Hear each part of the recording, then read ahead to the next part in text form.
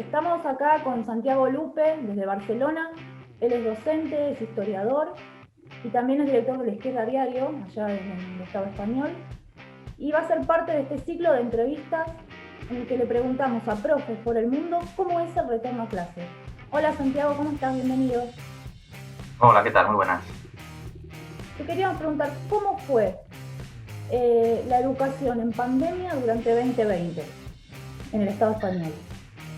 Bueno, aquí, como en casi todo el mundo, ¿no? A partir del mes de marzo, del 15 de marzo, se suspendieron por completo todas las actividades docentes desde, digamos, los primeros niveles hasta la universidad. Se retomó el curso a partir del mes de septiembre, que es cuando comienza aquí el curso académico, y el inicio del curso 2020-2021 fue, en principio, un auténtico ejemplo de improvisación y de no tomar ninguna de las medidas para las cuales habían tenido nada menos que 6 meses los distintos gobiernos, tanto el gobierno central como los gobiernos autonómicos. Aquí las competencias educativas están bastante transferidas a las comunidades autónomas.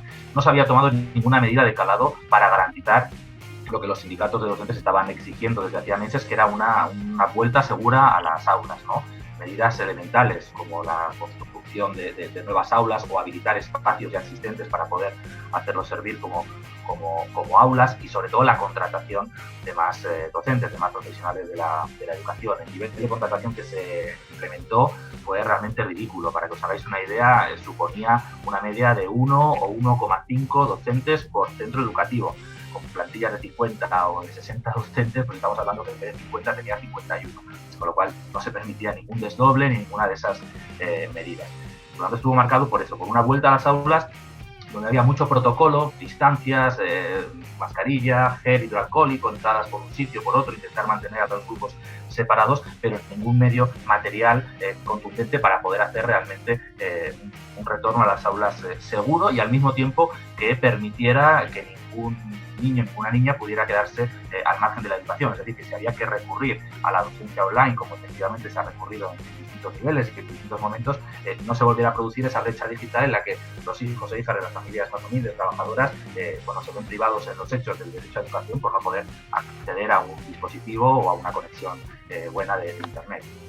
Aquí los sindicatos mayoritarios, como en el conjunto de las cuestiones que atañen a la política del gobierno progresista o de los distintos gobiernos autonómicos, están actuando bastante como casi un ministro sin cartera, es decir, dándole un apoyo cerrado a las políticas, sobre todo a las del gobierno central, a las del gobierno progresista, pero esto se replica en muchas otras comunidades autónomas.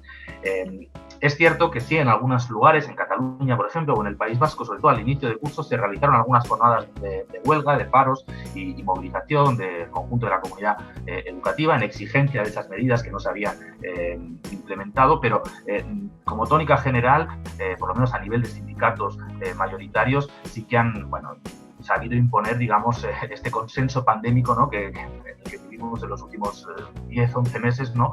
En el que, todas las políticas de los gobiernos son aceptadas por estas burocracias y de esa manera las dejan o permiten o facilitan que pasen, aun cuando en el caso de la educación es un tema tan sensible. O sea, el tipo de vuelta a las aulas que tuvimos en septiembre, octubre, no se puede separar de lo que vivimos en septiembre, octubre, que fue una segunda ola, ¿no? En la que llegamos a tener una incidencia de más de 500 casos por cada 100.000 habitantes, y en el cual la educación, y no solamente la educación, sino la vuelta al trabajo sin las medidas necesarias, y sobre todo la vuelta a una vida, digamos, a una actividad más o menos normalizada, pero con el mismo número de autobuses, el mismo número de convoys en el metro, es decir, con aglomeraciones diarias a las 8 o las 9 de la mañana, es lo que explica que cuando se volvió un poco a la actividad en otoño se viviera ese primer repunte, o el que estamos viviendo ahora, que es todavía peor, ¿no? Esta tercera ola.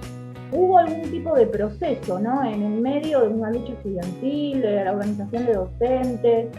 Cuéntanos un poco.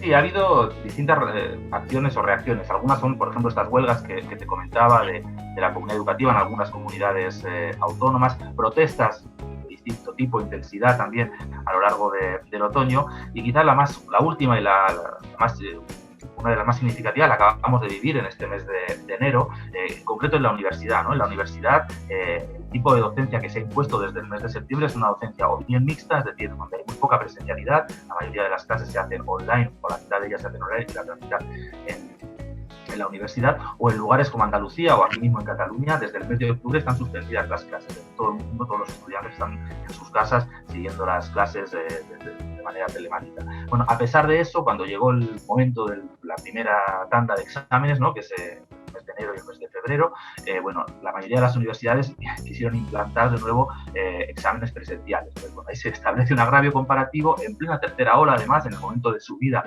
mayor de los contagios, y bueno, se iniciaron, bueno, procesos de protesta por redes sociales, pero también con asambleas o con acciones. En Madrid, en la Universidad Autónoma de Madrid, se realizó una concentración de estudiantes en la cual participaron allí nuestros compañeros de Contracorriente, también de la CRT, bueno, en protesta contra esta imposición de los exámenes presenciales, no solo sin garantizar las medidas de seguridad en el propio examen, sino muchas veces el problema no está a la hora de, bueno, de las 2 horas que tienes que hacer el examen, sino todo lo que conlleva movilizar a miles de personas al campus universitario, el transporte público, etcétera, etcétera, ¿no?, donde se volvieron a vivir escenas o fotografías que llegaban por las redes sociales, ¿no?, con aglomeraciones que, bueno, nada tenía que ver con las recomendaciones sanitarias que se nos habla, ¿no?, de que tenemos que mantener el medio de distancia, etcétera, etcétera, etcétera. En el distrito más grande de Argentina, la provincia de Buenos Aires, el protocolo de retorno a clases de Axel Kicillof, también pensado con Nicolás Trota, que es el ministro de Educación Nacional, como que tienen como caballito de batalla, bueno, llegan las vacunas, vacunan a la población docente y se soluciona. En Argentina no sabemos cuándo van a llegar vacunas para nosotros. ¿Cómo fue en el Estado español el tema de la vacunación?